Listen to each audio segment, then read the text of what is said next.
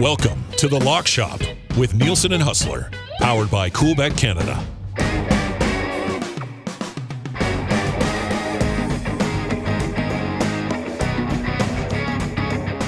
What's going on, everybody? Welcome to another episode of The Lock Shop here on a Tuesday. Nielson and Huss back with you once again, as always, on the Nielsen Media Coolbet Network, brought to you by Coolbet.com. If you want to bet on anything that we're talking about today, you can do that at Coolbet.com. I'll have the Lock Shop play of the day popping up a little bit later on over on Coolbet socials. And I told the boys I'm going to put together a little Lakers Nuggets exclusive tonight, Huss, too. So, the Oilers get eliminated. The focus turns to LeBron James in the Nielsen household, Huss. That's how it always works.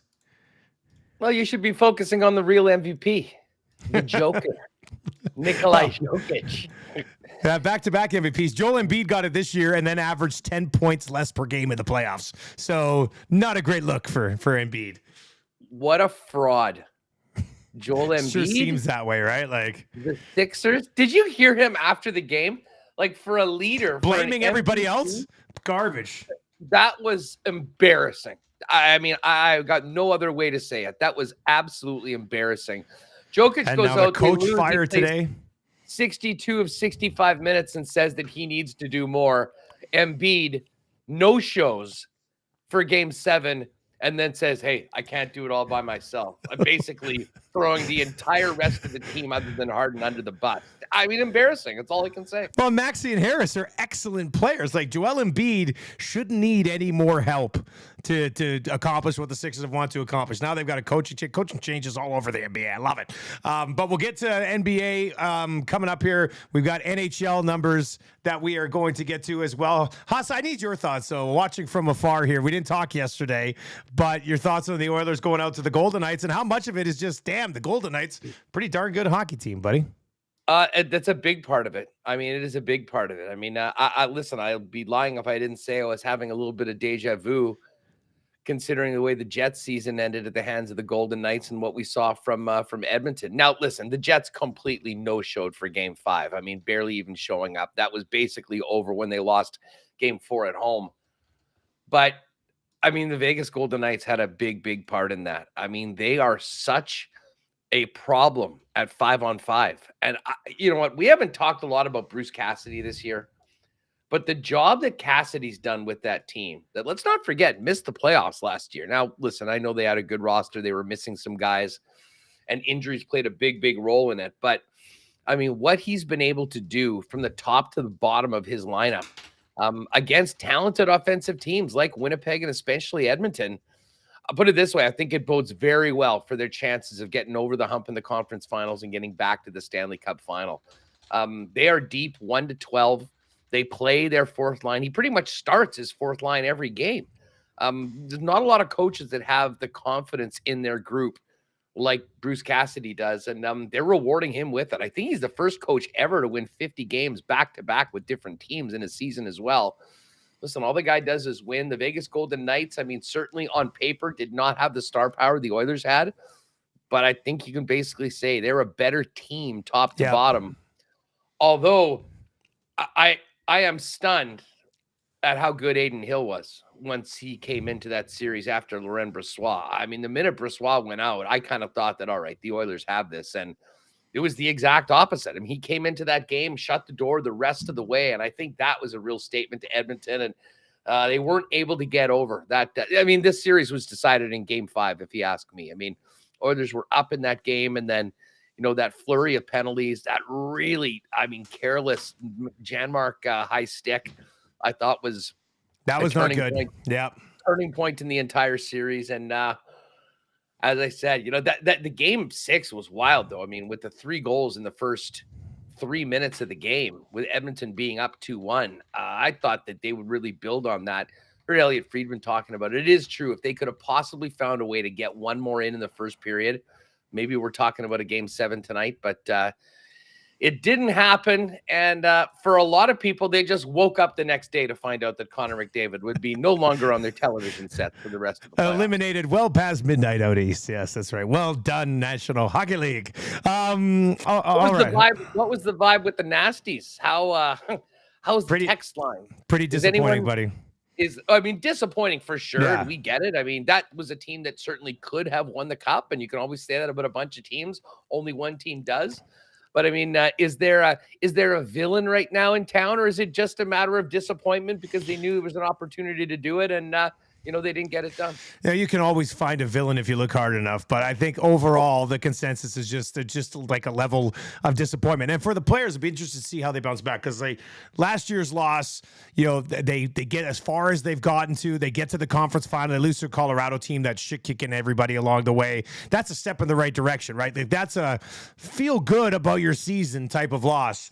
This year's like the first real kick to the nuts for this group that has Stanley Cup potential as we view it, right? So it'll be interesting to see how they bounce back. But look, Vegas was a better team, and the Oilers do not pay enough attention to the fine details of the game defensively. I mean, 2 of the goals in game 6, 2 guys, Golden Knights were in the crease behind Skinner, 3 Oilers off to the other side. The other goal, the first March or so goal, they leave him wide open. He walks right down the middle, grabs the rebound, puts it in. So Skinner needed to be better. The team defensively needs some sort of level. And just be honest with you, man, they were undisciplined in that series, and and the whole fuck around and find out thing from Evander came back to bite them in the butt big time. Because you see the Golden Knights after games, giving out their puck and stuff, they were saying hey, F around and find out. It's just ooh, that one you probably didn't need to add any sort of material or motivation to the other side, and that one ended up backfiring big time, buddy. So hey. It was an amazing soundbite when he dropped it. It was, though, wasn't it? You're like, what? This is incredible. But it is a 7-game series. Yeah. It is a 7-game series. And, hey, no love lost between those teams. I'll tell you what, I'll be tuning in to see when Vegas and Edmonton play at the beginning of next season, too. I have a feeling there's and who knows, maybe in the playoffs somewhere, too, in the Pacific. Hard feelings that will probably be maintained. But good. Listen, good for Vegas and good for the Dallas Stars, who survived last night. Man, I had a pretty wild parlay last night. Yes, you did. The one-gamer. Hintz got the goal right off the bat, basically needed with that empty net, and it was close a couple times. Hintz passing it to Pavelski and putting it in. That would have been a plus 900 one. Although I basically was a bet on Dallas, and it was a bet on Jake Ottinger. The Seattle under 2.5 obviously came through. Rupi Hintz was a monster in that game, and hey, I have to give credit to Grubauer. That game could have been 5-0. In the second period, he made some massive saves, but it was just a matter of time before they got to him. And how about that rookie, Wyatt Johnson? There's a lot of people that have never heard of Wyatt Johnson before the playoffs right now, even though he led the NHL in rookie scoring this year. I mean, the winner last night was beautiful. Goal.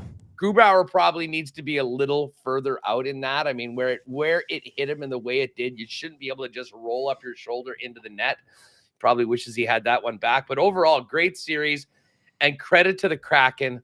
They left it all out on the ice. That's a team that should be incredibly proud of themselves. I'm sure their fans are fired up for what is the future of that club, because I don't think anyone had them making the playoffs, never mind beating Colorado, pushing Dallas to 7. They've created a pretty impressive foundation for that team moving forward in only their second year. Yeah, they didn't just sneak into the playoffs either. They were ahead of the Oilers for most of the season. They were ahead of Vegas a little bit too. They had a really good regular season. Goaltending maybe let them down a little bit right down the stretch, but they got to the playoffs and Grubauer was relatively solid. All right, that brings us to the second round. The third round, the conference finals. Florida and Carolina on one side, Vegas and Dallas on the other. I've got that Eastern Conference sort of set up at the top here, Hustle. Let's start with that one. I mean, Florida, excellent run here to get through Boston down 3-1, roll over the Toronto Maple Leafs, and now they get a Carolina team that's just been steadily taking care of business so far. This is a really tough call. I mean, I went back and forth a few times. There is something, it seems like there's something special right now with the Panthers and what they've got going on as the 8th seed. If you told me that the Panthers win this series, I would not be at all surprised. I do think the Hurricanes should be, a slight favorite. Although I'm actually surprised it's minus 130. I thought it might be closer to minus 120 and even money, or even 115, 105 on the other side. But I'll tell you what, I mean, so many of what the concerns people had about the Canes going into the playoffs. I mean, where were they going to get their scoring? How do they handle the loss of Pacioretty, the loss of Svechnikov in particular? and then the additional injury to Teuvo Teravainen.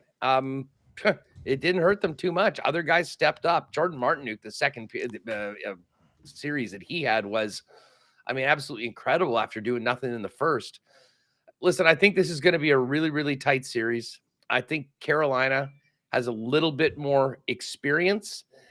And I think that they were really been feeding off the fact that a lot of people sort of brushed them off and didn't believe in them right now. Certainly Florida's the same way. I mean, when you look at the path they've had coming back down 3-1 against Boston, you could argue that they're playing with house money, but I don't think they feel that way. I think they feel that they've got a chance to win each and every one of these games. But to me, this is really close. I mean, if you got to pick a side, I think we're going to go with the home team. And the one thing that I'll say, fascinating coaching matchup with Rod Brind'Amour going up against Paul Maurice. Brind'Amour played for Paul Maurice earlier back in Carolina, of all places. Listen, I think Rod the Bod's maybe the best in the game of getting the most out of his team right now. They've been in this situation a number of times before. I think they get over the hump, and the Canes go to the Stanley Cup final. I'm going to bang them at minus 130 for the series. Yeah, I'm going to be on Carolina minus 130 here. And then I'm actually going to take Carolina in 6 at plus 480 and get plus 480 right now for the Hurricanes to get it done in 6, which would be finishing it on the road, which is why that's plus 480. If you look at finishing it in game 5, it's actually better odds for that to happen. I think it's plus 460, and then it's plus 410 for a 7-game series here. But I'm going to get on Carolina. Look, Florida's going to get a couple of games here. They've been playing very well. They've gone through some really good teams so far. They're going to get a couple of games in this series. But Carolina is just so much different than the Toronto Maple Leafs, you know, and I mean, I don't know what happened to Boston in the first round. They should have locked that thing down. They were up 3-1, but Carolina is just so relentless, Huss. Like, there's not going to be a lot of, you know, sitting around trying to, the Carolina drops a puck and they just go and they just go and go and go and go. Bobrovsky, as good as he has been, he is going to have to be even better in this series against Carolina. So I know Tkachuk and that line that he's on and Barkov, excellent. I really like the Panthers. I've enjoyed watching them. I know everybody in Canada, a lot of people in Canada are kind of a buzzkill on the playoffs right now, but I think this Carolina-Florida series is just going to be very entertaining hockey. So I really look forward to it, but I think in the end, Carolina and the Teravainen apparently is going to be back. He's been skating. He's saying he's going to be ready to play, right? So that's another piece that they'll be getting back offensively. So good series, but I think Carolina 4-2 at plus 480 is really good value, and I will make my official pick Carolina here to win the series at minus 130. Yeah, and you know, I'm just looking at the lines for the series. I mean, if you like 6, but maybe you don't want to be as aggressive as Dusty and call it in 6, you can take minus 1.5 for the series, which would mean Carolina winning in 4, 5, or 6, which is at plus 145. But overall, I mean, I can't blame you. I think that, you know, the winner of game 5 probably wins this series. And if Carolina does that at home, where's that game, right? It's at home, and they're really good at home. Go in and finish it off in Florida. But the Panthers won't quit. We certainly saw that in round 1. I mean, they were basically a Bobrovsky leg save on a breakaway from Brad Marchand for being on the golf course 3 weeks ago. And yet here they are moving on to the Final Four against Carolina. Should be a great series. And of course, we've got Dallas and the Vegas Golden Knights to the other side. We were high on Dallas coming out of the Central. Didn't think that they'd have Seattle as opposed to Colorado to beat in the second round. But this is the team that's playing really well right now. But Dusty, man, I am just so impressed with the Vegas Golden Knights. I guess I've seen them do it to Winnipeg and then seen them do it to Edmonton, which I thought was the best team in the West going into the playoffs. Hard for me to go against Vegas with the way that they're playing top to bottom. We kind of spoke about how good they were as the series went on against Edmonton. And Dallas is coming off a really tough 7-game challenge against the Seattle Kraken. I understand why the Vegas Golden Knights are the favorite, and I think that's the right call. I'm going to take the Knights to move on to the Stanley Cup final. This number is kind of where we expected it to be. But look, man, I can't be a Jake Ottinger stan for 2 series and then bail on him when he has to play against Aiden Hill or Laurent Brossoit. Like, I know Hill was phenomenal in this series, and it was actually different for us. Like, I know you said, like, when LB went down, you thought, okay, when LB went down, I thought that was bad news for the Oilers. Like the Oilers, watching Laurent Brossoit play against the Oilers, man, there are holes in him. They're sneaking it between the post and his leg. Like he was leaky. They brought in Hill, and that first game he came in, I was like, oh, this guy seems to be a little more like he's steadier. He's not as all over the place as Laurent Brossoit. So I thought that was bad news. Aiden Hill obviously had an excellent record during the regular season, but the one thing that stands out for me, and I guess this would come down to how well Dallas is able to start this series. Jake Ottinger is 23-1-2 after a loss this season. Like that is absolutely insane. This guy's ability to bounce back. So yeah, Vegas is excellent. They were by far the better team overall against the Edmonton Oilers. Aiden Hill out-dueled Stuart Skinner, but this is not Jake Ottinger. Like that's not Jake Ottinger. This is not Stuart Skinner here in behind the pipes or in behind the defense for the Dallas Stars. So I'm going to ride with Ottinger here to be better than he was against Seattle. But that Seattle team was like sneaky efficient offensively. I'm not saying Vegas won't be, but Seattle found a way. I don't know if Ottinger gets rattled as much against Vegas as he did against Seattle for some reason. Well, and I'll be honest, that's part of the reason why I'm rolling with the Golden Knights. I mean, normally I think I would completely back clearly the better goaltender, but I mean, the way that he let in one and then let in three in that series, to be honest, was a little concerning. Now, you've nailed it. I mean, every time he had a bad game, he came right back and won the next game. I just think that they're going to be dealing with a whole nother level of problem with the Vegas Golden Knights right now. And as I said, hard to go against Vegas considering what we've seen in the first two rounds. And again, it should be a good series, though. It should be good. I like it. Yeah. For sure. And this is another team that has, a lot of playoff experience despite missing the playoffs last year. That being said, of course, Dallas did go all the way to the Cup final a couple years ago in the bubble as well. They did. So it sets up to be a great series. I mean, pretty short numbers on both sides. You can make an argument, I think, for any one of these four teams to win the Cup right now. And despite the fact that there's no Canadian content and the execs at Rogers are probably, crying themselves to sleep right now, I think for hockey fans that are still into it, we're going to see a couple great series. Another hit for the other guys. That's a tough one to solve. That's a lot of money invested in that to air Dallas and Vegas and Canada. Trust me, the TSN execs are probably crying themselves to sleep as well right now, but just not as much as the guys that paid billions of dollars to broadcast those everybody's games. Crying themselves to sleep in this industry. And then, that's that simple. Yeah, and then told themselves, by the way, we're going to put McDavid on at 10 p.m. Eastern. Yeah. Sorry about that. That's what you get. All right, let's slide over to the association where we are going to go head-to-head, and I'm on the Heat as a major under. I am. I'm doing it, buddy. I'm going to go with the Miami Heat. That is wild, dude. That is absolutely That was one wild. of your most shocking reactions in the history of the Lock Shop. I love it. I saw yesterday ESPN put out a thing on one of their socials, and take this for what it's worth, that they've crunched the numbers and the Celtics have a 97% chance of winning the series.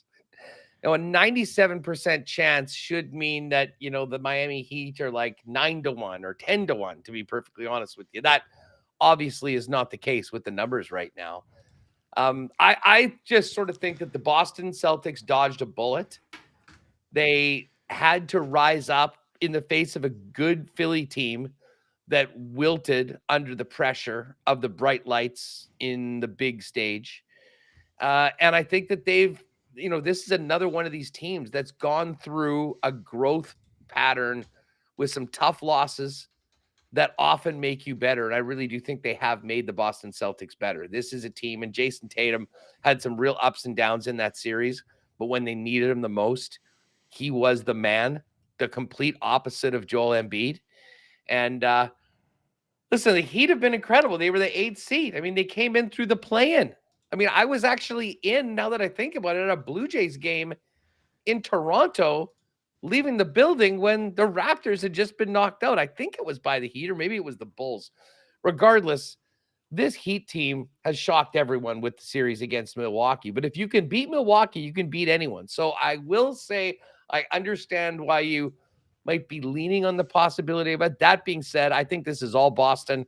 I'm going to take Boston minus 2.5 games on the series line, plus 110 for a sweep or a win in Wow. 5 back in Boston. Wow. Give me the case for the underdogs. Look, man, Miami. First of all, they beat the Bucks. I mean, as an 8 seed, and the Knicks. I knew that we knew they were going to beat the Knicks. The Knicks weren't as good as a team that should have been in that spot. Last year in the conference final, the Heat took the Celtics to 7. The Heat were the number 1 seed in the East last season. 2 years ago in the bubble final, they got there against the Lakers. Obviously, the Lakers took care of business, but who did they beat that year? They beat the Celtics. Like these two teams have played not a handful of times, but they played multiple times over the last 2 or 3 years. The Heat won one of them, lost the other one in 7 games. And I know they were the 8th seed coming into this, but this is not your typical 8th seed. I mean, they've got a guy who's absolute day. They've got a great head coach. I think the head coaching advantage here would fall on the Miami Heat, which I think is rather significant. Jason Tatum Jason Tatum can be brilliant. We saw it. He had the best game 7 in NBA history. But Jason Tatum also was not around a couple of times. Like Jason Tatum has had some inconsistencies to his game that I think I would be a little bit concerned about if I was a Boston Celtics fan. So I'm going to get on Miami here because I like their chances, but the number's so good at plus 400 to win it. I was shocked that it was plus 400 to win this. I don't know if people are still just viewing Miami as an 8 seed and not the team that accomplished what they accomplished already in the playoffs this year and has accomplished the last few years in the playoffs as well. This Miami Heat team is just built to be a playoff team. So at plus 400, I have to get on it. I'll probably find some better numbers, even a little bit lower, to even force this thing to 6 or 7 games, to be honest with you, because I think the Heat caused major issues for the Boston Celtics, man. It's already at plus 405 for the series right now. And for the Heat, I mean, even if you want to say add Miami plus a game and a half to get it to 7, don't even have to win the series. That's plus 150. And plus 2.5 is minus 147. So it's pretty clear who the odds makers are feeling. It is certainly the Boston Celtics right now, but there is plenty of options. As I said, you can talk about who's going to lead the series after 3 games, after 4 games right now, and then there's a bunch of series props as well. Most threes made, most rebounds, points, assists, all of that there right now. I probably won't dive too much into those. Just riding with the series. But again, the series that I'm really looking forward to is not the East.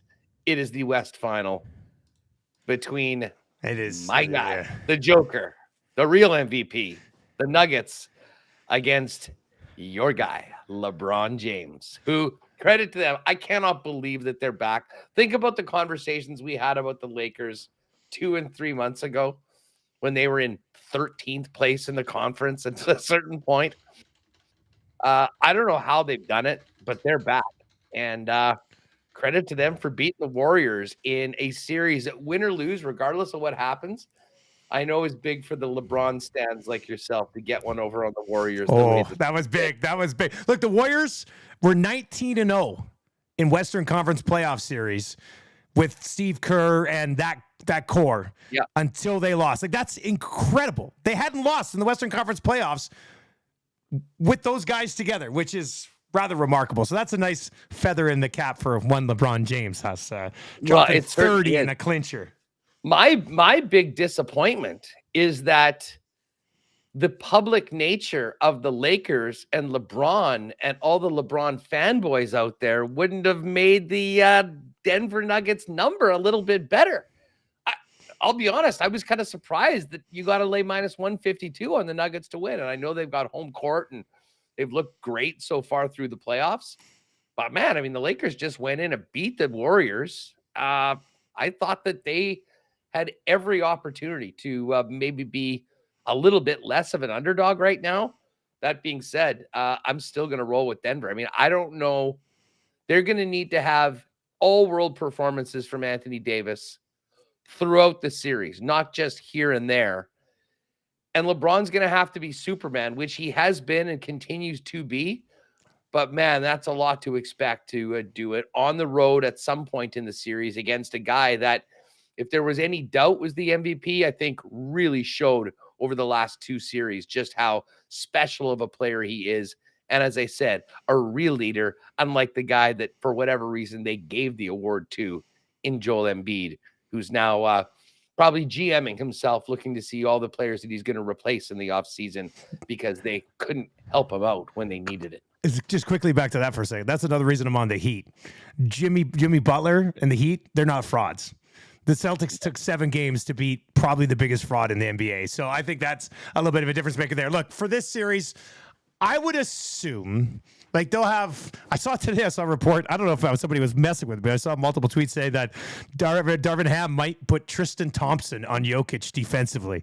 Dude hasn't played a game all season. I don't know what that means. I highly doubt it happens, but that was something that popped up today. That's one of those things where you gotta tip this ball off. Like you got to start this series so we can stop talking about ridiculous series. Now here's like you said it. I mean, part of me thinks you kind of help my case. Denver's very good at home, but the Golden State Warriors are all-time good at home. And the Los Angeles Lakers took care of business on the road as much as they needed to do in that series. If you can go into Golden State, win games, you can probably go into Denver, win a game. The Lakers also have not lost at home. They're 9-0 in their last 0 at home. Since they made those trades at the deadline, they're one of the best teams in the NBA. A fascinating clash of styles here because the Nuggets are the most efficient offense in the NBA. The Lakers, whether you believe it or not, are the most efficient defense in the NBA. So the Lakers defense has been playing extremely well.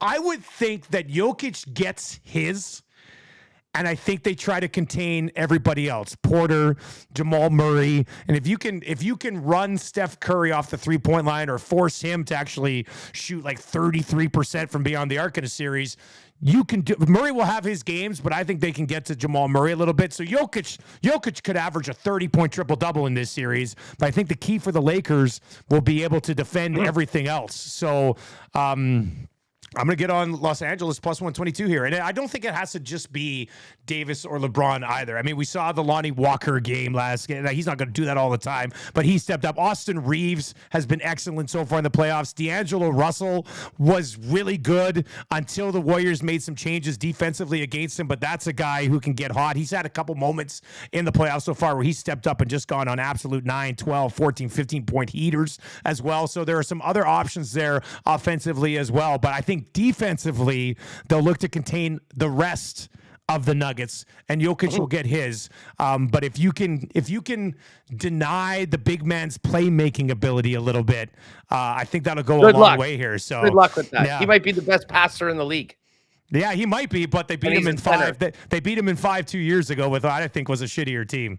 So, I mean, the last time Lakers won a title, they got by the Nuggets in 5 games, and Jokic was an MVP that season as well. So, I mean, they've done it before. They've been so much better over the last 2 months. This should be a great series, and it will probably come down to the team that wins a game on the road will win this series. Like that's what it's going to come down to. The Nuggets are going to have to. Nuggets haven't been great on the road. They've been excellent at home. They haven't been great on the road. They're going to have to win one in LA where they haven't lost in 2 months, and then on the other side, Los Angeles will have to find a way to win one in Denver. They have to, but they did it against Golden State, and Golden State was the defending NBA champion. So. I mean, they've knocked off the number 2 seed. They knocked off the defending champions, and they're going up against a Nuggets team that is better than the last time they played them in the playoffs. But still, I think it's the Nuggets that might have to kind of overcome that mental block in this series. So, plus 122. I actually wish it was. I thought it would have been actually like plus 140, plus 150. To be honest with you, I think the Lakers are getting a little bit more here. So, yeah. Well, I mean, listen, the Lakers are never going to be a team that gets juiced up because nobody believes in them. I mean, there's enough player. I mean, there's almost like the Leafs. I mean, there's almost a tax to betting a team that, is so beloved and obviously has LeBron James. Just quickly, one on this very interesting prop for the series. Most points for the series, Joker minus 139, LeBron's plus 300. But the rebounds is just about a push. Street clothes is plus 105 and the Joker's plus 110. And then LeBron's plus 435, Aaron Gordon. I mean, basically LeBron's in the mix, but it's really a 2-horse race. Davis versus the Joker, plus 105 versus plus 110. I can't get over. I mean, whether it's assists, points, rebounds, I mean, Jokic just does everything right now. And hard not to. He's brilliant to watch. Like from a basketball perspective, he's brilliant to watch play. He really is. He's phenomenal. The other thing I want to add, Huss, they played 4 times in the regular season. Denver won the first game. It was 4 games into the year for the Lakers. Beat them. Lakers started the season, 2-10. It wasn't good. The Lakers then beat them twice with their old shitty lineup. And then the Nuggets beat them the 4th time, but LeBron and AD didn't play in that game. So they haven't played since the Lakers have this much better lineup after the trade deadline. And the Lakers actually beat them twice with the other lineup. So I think that factors into this too. This Nuggets team hasn't seen this Lakers team, whereas the Lakers and LeBron have seen this Nuggets team a few times. It's too bad that this number wasn't a little closer because we could have just had a straight wager. But we will take it to Cool Bet. It's up right now. The Nugs are the favorite. Oh, and by the way, I'm also in on the Nuggets to win the championship. Right What's that now, number? What's that number at?